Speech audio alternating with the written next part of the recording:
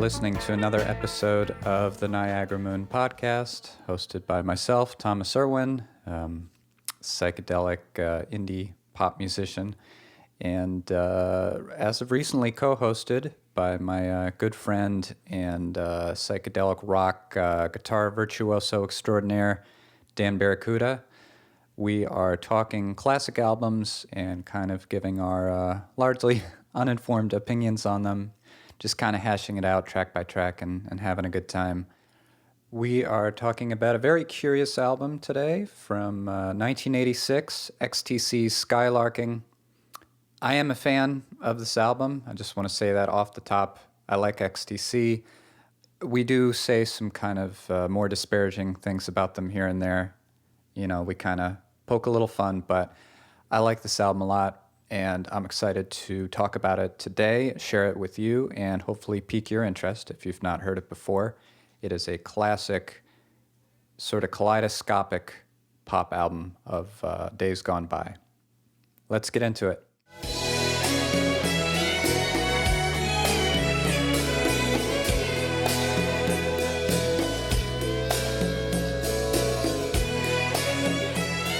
All right, Dan, what album are we talking about today?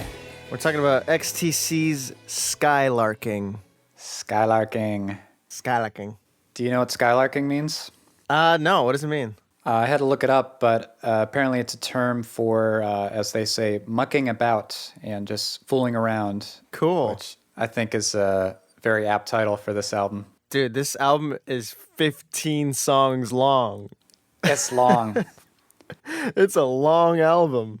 It's weird. The version I have is 14 songs, so there's kind of some controversy about this.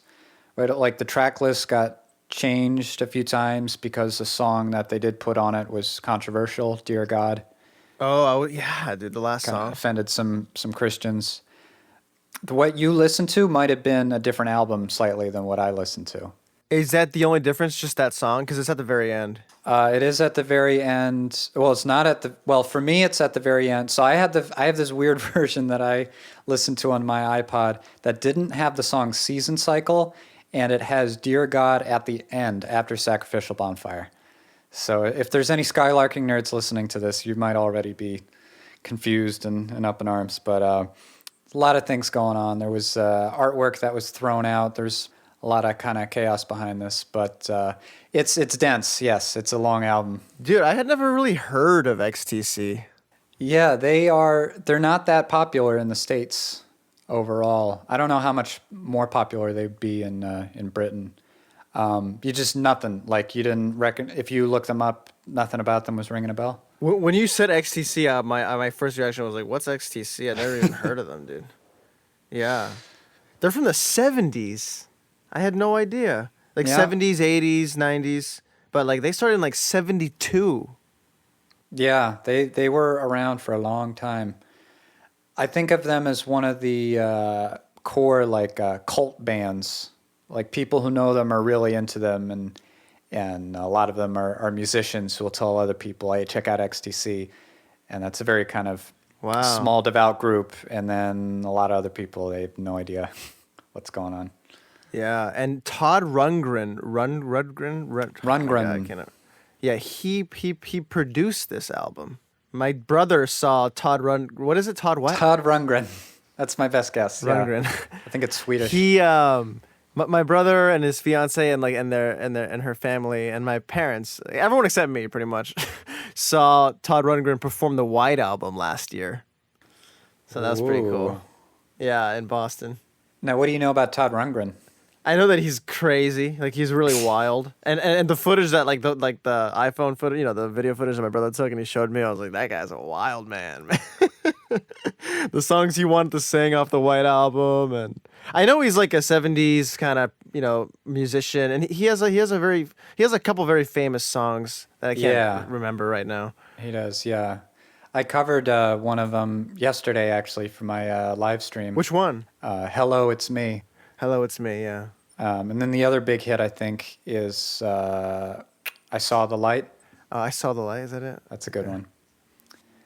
Yeah, he did you know he also produced Bat Out of Hell, the Meatloaf album? Oh, no, I didn't know that. He produced an album by the band. Oh, okay. Yeah, so he's been around. He's been around. He's done a lot of different diverse stuff. Household name. So Skylarking is XTC meets Todd Rundgren behind the mixing desk. Todd Rundgren also plays that, what do you call it, melodica in the first song, the album intro, Summer's Cauldron.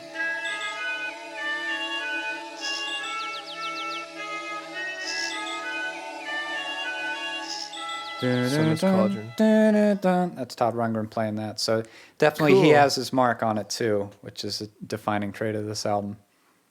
It's an album that is very foreign to you, a band that's foreign to you. Super, yeah. And you went into this by just playing track 1 on Skylarking? Yep. I listened to both while I was on a run, actually. And the first time I just gave it like a full listen. And then the second time I actually I took notes while I was running and listening to it. And it actually made the run go by super quickly. I actually really liked it. It was weird though, because I was like, texting, but I was like writing my notepad while running. But I'm glad I did it because I'm looking at my notes right now and I'm just grateful that I have all these notes to refer to. And now I can talk about each song, I can like act as a refresher. Crazy, dude. Crazy. Very synth heavy. Like I wanted to ask you, I didn't look it up, but like what's the lineup in the band? Is there one guitarist and like two synth players, like two key players? Like so their lineup kind of changed over the course of the band's career. I think they started out on a lot of their formational albums was like 4-piece, 2 guitarists, bassist, drummer. And there's 2 main songwriters in the group, which is Andy Partridge, and then Colin Moulding is the bass player. And coincidentally, this album, Skylarking, has the most Colin Moulding songs out of any album. It has 5 total. Usually there's just like a couple per album, but they're often like the best songs. So it's those 2 guys are kind of like the core in my mind. Andrew Partridge. The singer and the bassist. Partridge usually plays guitar, and he sings. Colin sings his own songs usually, and he's a bass player. And then you got, what's the third dude's name? Dave Gregory, who is kind of the unsung hero a little bit. He's kind of like the George Harrison in the group. Like he's kind of the go-to guitar guy more often. But I guess he also sings too. So they all sing. They used to have a drummer. I forget the drummer's name, but the drummer left like a few albums before this one. So at this point, it was like these 3 dudes. Andy, Colin, and Dave. Wait, they all sing, but there's one lead singer, Andy though, right? Partridge sings most of the songs, and he writes most of the songs. But Colin sings most of the songs he writes. But their voices are also very similar, I think. Wait, I did not notice a difference in lead singer in this and album. They both have what's like Southwest English accent. So I'll give you an example. Yeah. Burning here in summer's cauldron. That's Andy. Yeah. That's Super Girl is also Andy. The meeting play. That's Colin. Yep. That's Colin. Yeah, but they're very similar. Jesus, dude. I thought that was the same person the whole time. Big day come and big day go. That's Colin. That's Colin. Yeah. Big day come and big day go.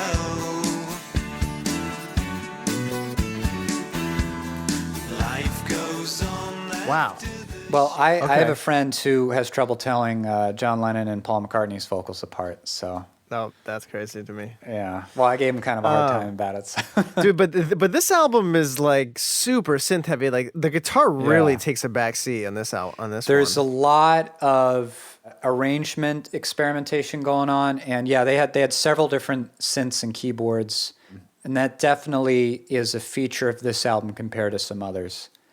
Especially their early stuff is basically like new wave and punk, and they kind of moved away from that, but still kept a very guitar-centric approach. This is where they really branched out with a lot of different kind of instruments and sequencers and stuff, for sure. Is this your favorite album of them by far? This is up there, and I certainly see why this is regarded as their best generally, or this is like a good intro album for them, but I personally like the one after this, a little bit more, Oranges and Lemons. This is from '86. This is from 86, and the next XTC album was like, I think 89. And I like that one just a little bit more. I just happen to like some of the songs more, and they stick with me a little bit. And it's funkier, and it's got like an East Asian influence, which is also very interesting. There's they have like tablas on one song, so like a South Asian influence in there too. I love tablas. It's weird like this album and diverse, but just kind of like takes it in like a kind of 80s funk keyboard direction a little bit more too, which I like. But yeah, this is a very this kind of showcases a lot of their strengths in a very good way. Do you think that they've never had like a massive hit? Is that why they're not like super? They don't have like a huge... well, they never had a massive hit, but it wasn't like they didn't sell. Like Making Plans for Nigel is one of their biggest songs. That's an early one. And I mean, you're not going to hear that everywhere, but like I've heard that just like randomly on the radio in this country, and that kind of like got them to a certain status. They have like singles that did well, but they don't have like an inescapable song in particular by any means. Okay. They're too clever. Too clever. I think they're too heady. This album is so interesting, dude. Like I think the last third is so different from the first 2/3 of the album. It's so much more experimental. It's so much more progressive. I was like really like, wow. In my notes, I'm like, Jesus, wow, another like this. And I was like, it seems to be the case that this like the last third of this album is just getting like more and more experimental. Yeah. Psychedelic. Oh yeah. Mermaid Smiled is a song that kind of sticks out to me in particular for that. That's the one with like the really fast like jazzy guitar and like vibraphone intro, like like.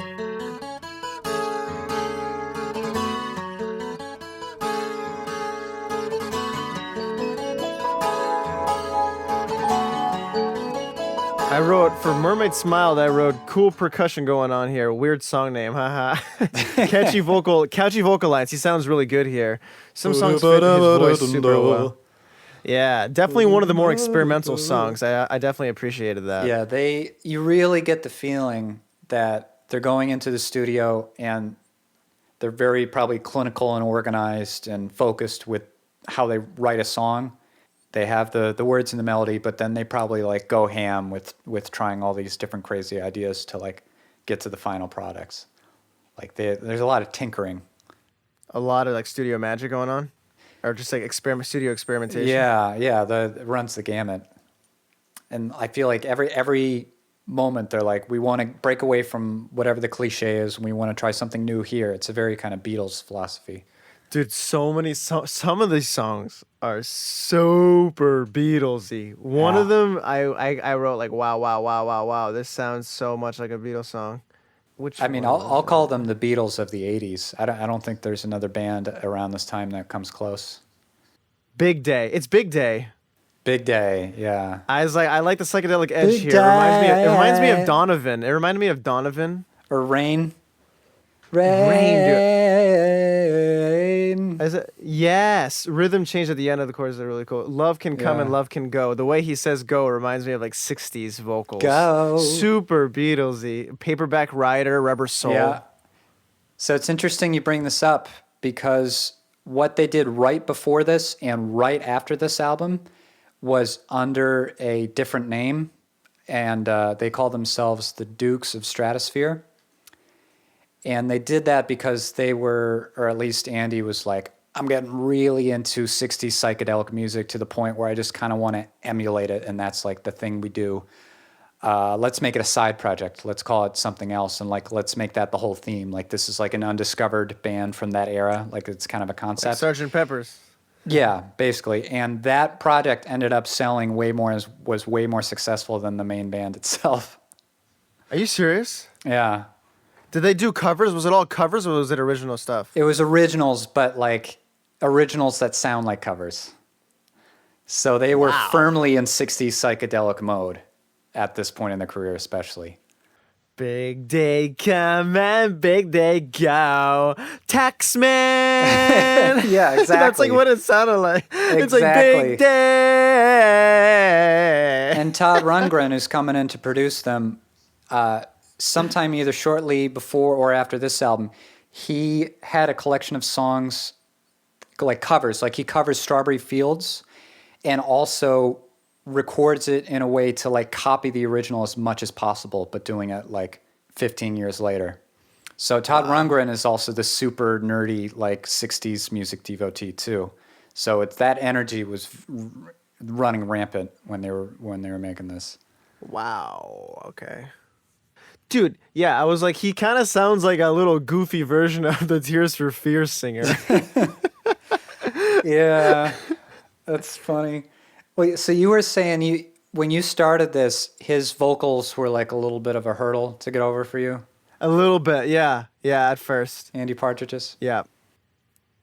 But I appreciate it a lot in like the last 5 songs. Yeah. They're not kind of yelling as much. Yeah, they're less like poppy and more like experimental, so his voice kind of fits the experimental vibe of it, Yeah. I think. Dude, the man who sailed around his soul. I said, sailed around his yeah. soul. I wrote sounds like a completely different band here. Moon Dance vibe sounds like sounds like Van Morrison, dude. It sounds like Moon Dance. And the sirens that sing by your nose with its wing will drag you in for your sin. It sounds like prog jazz. Well, he said he wanted to like channel like Bobby Darin, like Somewhere Beyond the Sea, yeah. like that kind of.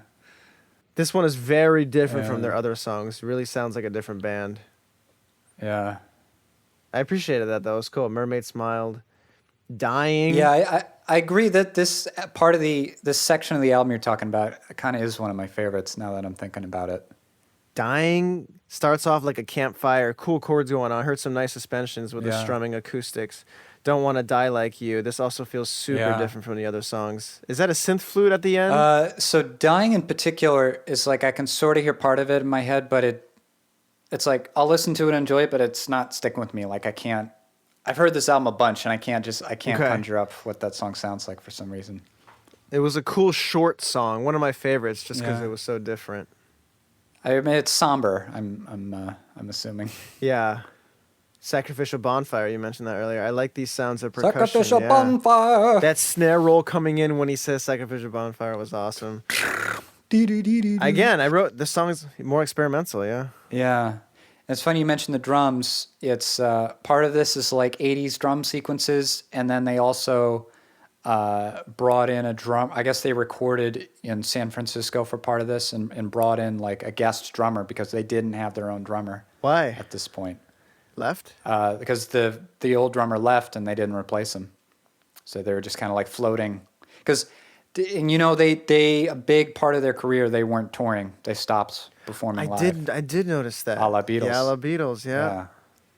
Yeah, he, I think it was, I mean, the story's been told before better, but like Andy Partridge had kind of like a mental breakdown after coming off like a Valium addiction. Wow. And then that might have been some stage fright stuff going on. And then he also like just got sick of the touring lifestyle. There's like an interview where he's like, you know, he's performing for the umpteenth time, some obscure city in Europe. And he's like, I'd like to own a table. I'd like to know that I own a table and can like sit at the table. I don't have that right now. So they're very kind of homebodies, or at least he was, I think, Wow. past a certain point. I think that also because they don't have a stable drummer, they're not worrying about performing these songs live. All the more reason to just like go to all these crazy different directions, song to song, because it's all in the context of this album, this recording, and they're not, you know, rehearsing these songs a million times afterward to go on tour with or something. Yeah, and one thing I noticed was how smoothly the songs transition into each other. Again, I was running, dude, and I was Yeah. writing notes for Summer's Cauldron. I was like, wow, I really like that change. Like, and then I was like, wait, this is Grass. This is the yeah. next song. You know, that I love that That change, happened yeah. like twice. It just explodes. Yeah, I thought it was Summer's Cauldron. Some of the lyrics were a little goofy for me. Like, you play hard to get Oh, yeah. because your teacher's pet. Yeah, yeah. If we're gonna prematurely get into kind of some downsides of this album, a lot of the lyrics don't really stick with me that much. It's like I'll listen to the song 3 times, and what are they singing about, or what are the like? It still goes over my head for some reason. That's really super girl. Super good. Yeah, it's like it's like it sounds like somebody who loves crossword puzzles or something. I don't know. It's very. Yeah, it's his. So I'm ultimately an Andy Partridge fan, and I think he's done a lot of wonderful, different kind of things musically. Sometimes his persona is a little sniveling to me, or a little like pretentious, or too heady. Or early on, before I really decided I liked XTC, the vocals were kind of a hurdle for me too. Like, just makes me imagine some like kind of dweeby guy with like really flushed cheeks. And, like, yeah. Dude, he's got a. So there is a little bit of that. He sounds like the guy from Tears for Fears. I can hold you down if you want to fly. But goofier. Yeah, he's very goofy. They're an awesome band, and I really do like this album. They're not very cool. Not very cool. Yeah, that's hilarious.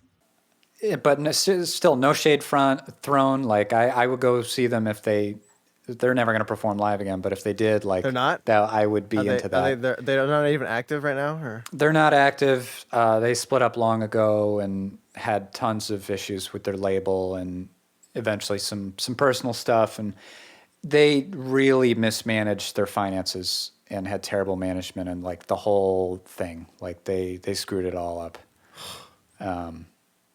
But they have a great body of music, at least. Yep. But yeah, they're like, I would consider myself a fan. I appreciate a lot of their songs, their albums. Like they have a really cool body of work, but there is a little bit of that wall of kind of like British dweebiness is the best way I can put it. The Meeting Place, I wrote super Beatlesy with vocal movement. The Meeting Place. Yeah, so Beatlesy. Yeah. Nice melodies, major seventh harmonies was nice. The bass on this album is awesome. Yeah, Colin Moulding, one of the best bassists. He is of British rock. Yeah, great foundation in the songs, super nice tone. Yeah. Works well for the production. So you should check out their next album, Oranges and Lemons. Check out the first song on that album, Mayor of Simpleton, has like the best bass line of any XTC song. It's so fast and so like chromatically weird, but like perfect. Like you would definitely get a kick out of that, I think. Cool. Yeah, he's a great unsung hero of bass playing. What's the album called? The next album? Oranges and Lemons. Who's singing? That's really super girl. Who's singing that? That's Andy. Yeah, that's Andy Partridge at work there. That's got some weird keyboard stuff going on. I wrote that. I was like, guitar really takes a back seat here. Do they have 2 keyboardists? Like, it was so keyboard heavy. Lyrics a little on the cheesy side. I wrote lyrics a little on the cheesy side. Yeah. I'll go with you there. I'm looking at the credits now. Apparently, it's saying just Dave Gregory, the third guy, was responsible for piano and synthesizers. So he might really be the unsung hero of this album. Wow. If he was the main contributor.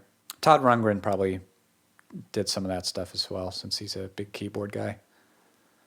This is dense. Like, this is a music nerd's album, I think.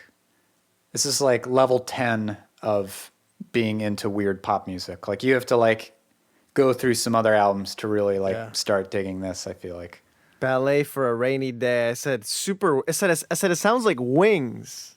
Very Paul-like. Very Paul-like. Ballet for a Rainy Day. Yeah. Yeah, I could see that. And the end sounds like Glass Onion, but I was wrong because that was actually 1,000 Umbrellas. Yes. Totally Glass Onion rip off though. Yeah.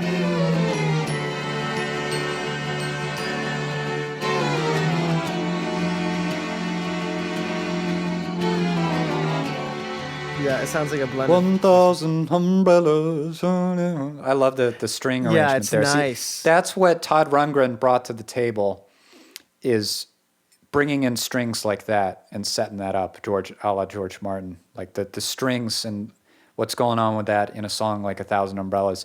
Wow. The misery. Misery. It's a misery. Is that Andy? That's Colin. Or not Colin, I'm sorry. That's Andy Partridge. Andy Partridge is the more kind of whiny one. I was like boldest vocal yet, dude. Misery. Oh, misery. Right. Yeah. Sounds so much like Glass Onion. Very cool. I just like I like the acoustic strumming with the strings. Like I thought that was cool. It was a good texture. Yeah. Good juxtaposition. It's like all of these. There's no real lapses in this album. Like every song has these little pockets of just super catchiness. Yeah. Like even if I don't remember the whole song, it'll have a part that's just like stuck in my head for days afterward. Yeah. And then it really doesn't miss a beat. Like each song is like bringing something new, but like building off of what came before. Mm-hmm. So it really is strong in that way. Season Cycle. Season Cycle's the one I don't know that well because for whatever reason, I have Dear God instead of that. Oh, okay. Did you have Dear God? Yeah. Do you know that song? Okay. All right. So you had both then. But that's the one that's kind of Beach Boysy. I said very Paul-like, heavily melodic, catchy lines. Guitar really takes a back seat. Do sound like Feeling Groovy from Simon and Garfunkel. Yeah, it was kind of like do. It kind of sounded like Feeling Groovy. I said this song is like their Good Day Sunshine. Ah. Yeah. Earn Enough for Us. Hurtful comments from the boss. Some of the lyrics. Well, that's based on real life. It's Andy Partridge talking about like one of his earliest jobs. Like the boss would suddenly storm in the store and say horribly mean, like personal insults and just like storm out or something. As in, I can't earn enough for us. Yeah. Bass is sick. Halfway through, it sounds a lot like Rain bass line. Yeah. Yeah, for sure. Now, when you listen to this, either the first or the second time, like, did you get the feeling that it was at all like a concept album? No. Because you were talking about how the songs like flow into each other. Yeah, that was mainly like in the first like 6 or 7 songs that I got that. But I didn't see that like lyrically. It just kind of seemed like all over the place, like lyrically. Yeah. So it's supposed to be a loose concept album depicting a cycle, and that could be the cycle of a day from like morning till night, which I feel is like from Summer's Cauldron to Sacrificial Bonfire. I feel like that kind of works. So it's like a cycle of a season. So that's why you have a song like Season Cycle in there, or it could be like a lifetime, like birth and then death. And Gotcha. Rebirth. Skylarking, just mucking around throughout life. So I think that's another real strength of this album is, even though that's kind of just a loose, like anybody can buy in at any level with that sort of idea. Yeah. They have all these wonderful abrupt transitions that still flow so well. And I feel like that's also Todd Rundgren making the band focus a little bit more. Cool. Yeah, I like the psychedelic elements in it. And like it's definitely evident that a lot of work was put into it, you know? I like that. It's very colorful. Oh, a huge palette of colors here, yeah. So yeah, there were some guitar solos and it was cool, like what I heard. But you said this is like definitely their most synthy album, right? Yeah, this or Oranges and Lemons has a lot of kind of fancy keyboard and like drum sequencing stuff too. I mean, this is definitely nowhere near as much rock as they have an album Black Sea, or like I said, their whole first part of their career was kind of like new wave punk stuff, and that's just pure guitars. So they were really kind of starting to break away from that and getting more symphonic, which I'm always going to be in favor of. That's just my taste. Cool. Another Satellite. Real interesting chords here. Bass does so much. Yeah. Yeah. Another Satellite has that really weird 80s synth sound too. Yeah, I don't think it had any guitar that song. And it kind of reminds me of like that weird synth drone. It kind of reminds me of like, I mean, if you've ever played Mario Party, if you run into the genie.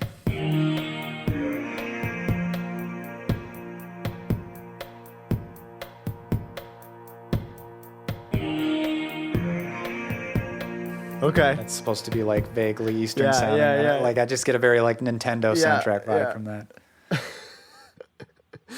Mermaid Smile was great. Yeah, I mean, I really like the last third. Dear God is crazy, dude.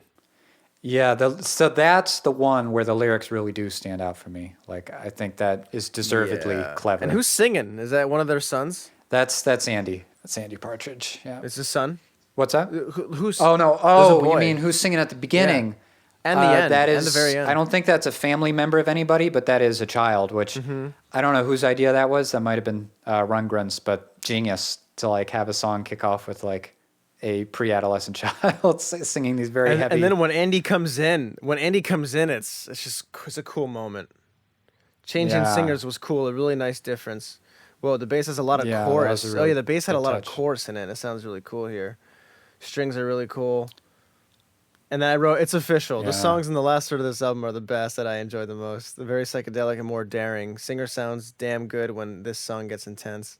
Kid sings again. Damn. Nice.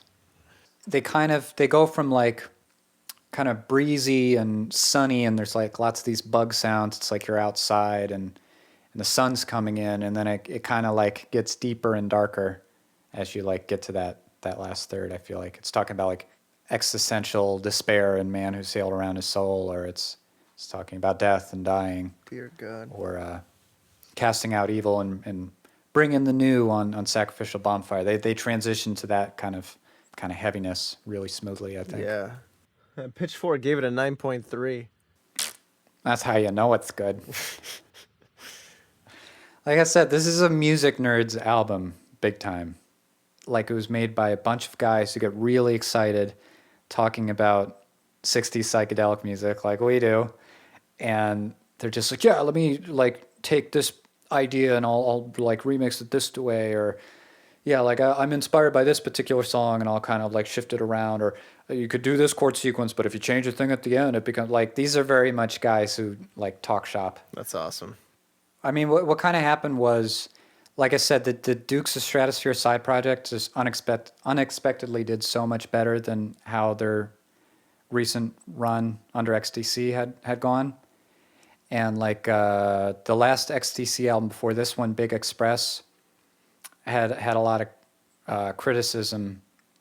And I kind of like it. Like there's some good songs and some good moments on it, but it really lacks dynamics and it lacks sonic variation, and it's really cluttered and really flat, like just too many ideas and they're all like getting in each other's way, and it's like it's a sound of somebody who just has like too much freedom and it's like, I got to get everything in here. Okay. And that's someone being Andy Partridge. So I think the label is like, hey, you got to get out of this rut, like you're taking too much control over this isn't working out. And he chose Todd Rundgren to come in because he was the only name that he recognized out of all the people that the label suggested.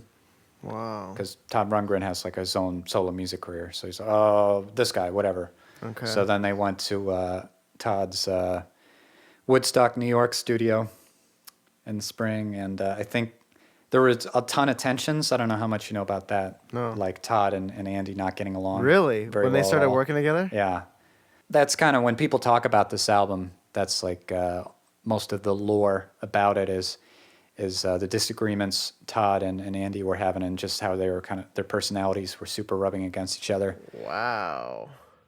Based on what I enjoy his music, and then based on the footage I've seen of the guy, he's very funny and he's charming, Andy Partridge is, but I can definitely see that he'd be difficult to work with and very much like a control freak and probably like kind of annoying and sarcastic and just difficult. And then Todd Rundgren is totally also that way. Like Todd Rundgren is, a lot of people have had personality issues with him over the years working with him. Like he's a super sarcastic dude Wow.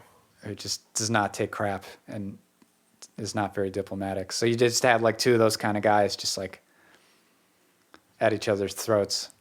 Dude, that's crazy. And the Dear God controversy you mentioned earlier too? Yeah, that, I don't know if that probably hindered the album's success for them, because that would have been, that's the one of the tracks you want in there. I think they had to take it off and make it a single. Early sales were hampered by the omission of "Dear God" from the album's original pressings. It was left off because Jeremy Lascelles was concerned about the album's length and advised that the song may upset American audiences. Yeah. Partridge recalled, "I reluctantly agreed because I thought I hadn't written a song strong enough to take on religion. I thought I'd kind of failed." Rundgren had a different recollection and said that Partridge demanded that the song be pulled because, quote unquote, he was afraid that there would be repercussions personally for him taking on such a thorny subject. I called them and said, Yeah, "This that is a sounds more mistake." like the truth to me. Yeah. It's like the Beatles were bigger than Jesus comment all over again. Wow. The meeting play. Big Taxman.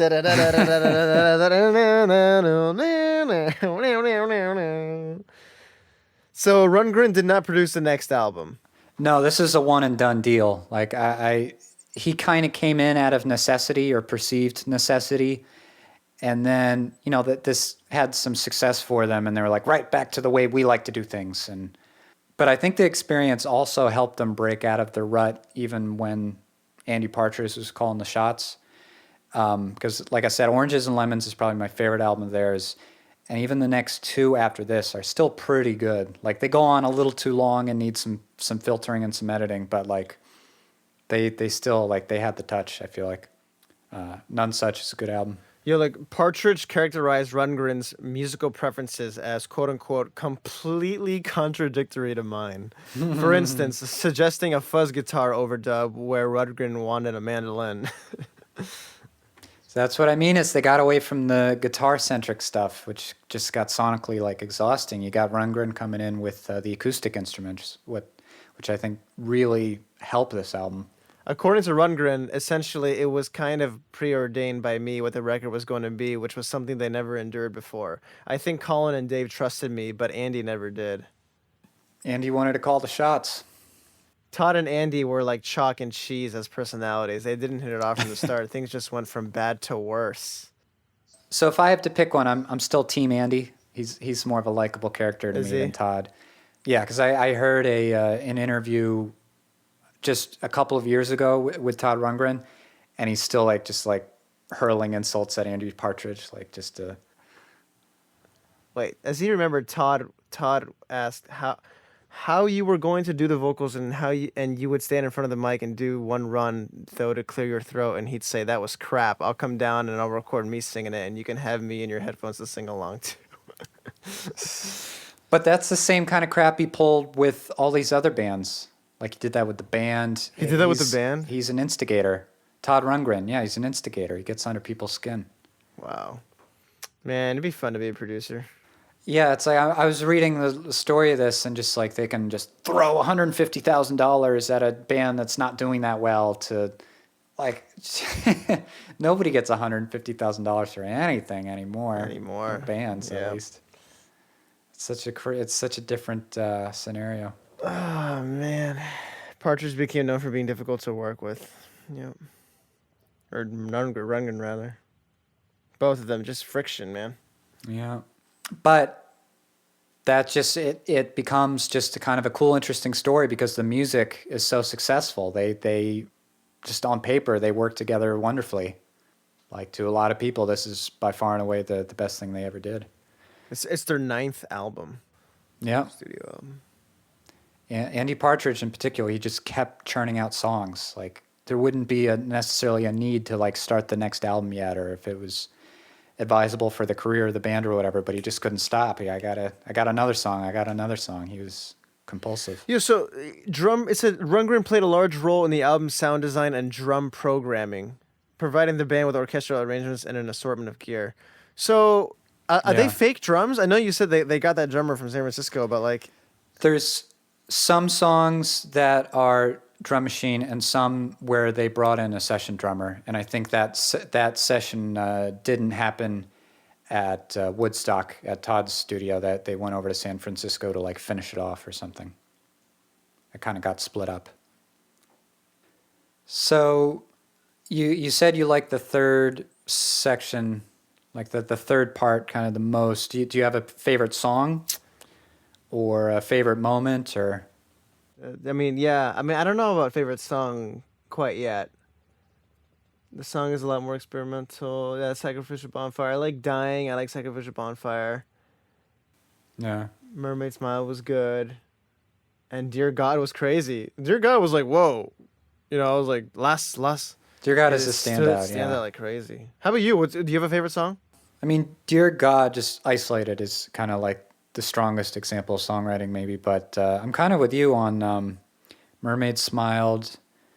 I do quite like Man Who Sailed Around His Soul. And then for me, like a lot of the impact of this album is Summer's Cauldron going into Grass. Like that whole Yeah. opening part, too. I'm It's a really good into. opening track. Summer's cauldron. Yeah. When Miss Moon lays down and Susan stands And then when the piano kicks in the midsection, dun dun dun dun dun dun. Yep, yeah. Yeah. He I'm all really about sounds that. like the guy from Tears for Fears. Welcome to your life. Summer's Yeah. cauldron. Dude, it kind of reminded me of like U2. Yeah. Like the music reminded me of U2. Okay. Just like big production, clean production, a lot of synth going on, textures, major key, you know, like bright, Yeah. open sounds. Kind of, it sounds like expansive. U2. Expansive, yeah. Yeah. Great production though. Well, yeah. This isn't in like my top 20 albums of all time or whatever. I wouldn't quite go that far with it, but it's very strong. And, Yeah, it was cool. It was cool to hear, man. It was like we said earlier, very colorful, very colorful. Yeah. A lot of work put into it. You know, they really Yep. go. It's like a bunch of different worlds, and they really go to these worlds that are pretty different from each other. They cram a lot in, like a lot of ideas in, but this time they successfully don't overdo it either. It's like if you're in the right mood and you're a certain kind of listener, like, you know, you're in more often than not.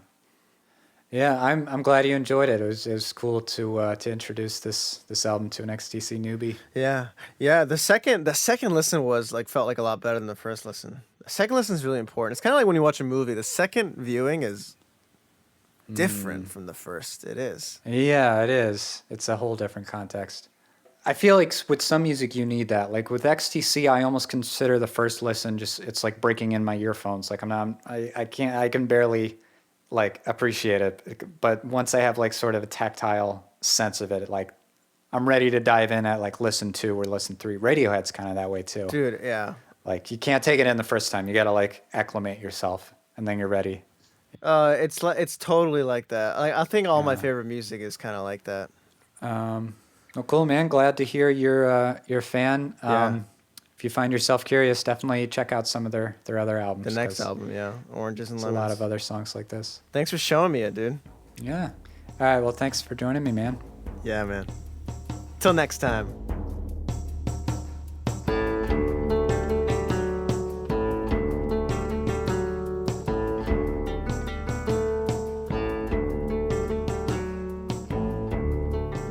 Okay, that's it. That was fun, at least for me and Dan. I don't know about you, listener, but hopefully you got a kick out of that as well. I'll pretty much just wrap it up here, but if you want to support the podcast, it's always awesome to leave a rating or review, particularly on iTunes, but anywhere else as well. I don't know where people listen to podcasts these days. Subscribe and, give us some good feedback. And otherwise, if you want to check out more about myself, I do Baroque bedroom pop at niagaramoonmusic.com, and you can find Dan at danbarracuda.com. He also does really cool mixing and mastering services. He's just an all-around studio ace. And that's it for this week. I will see you guys later.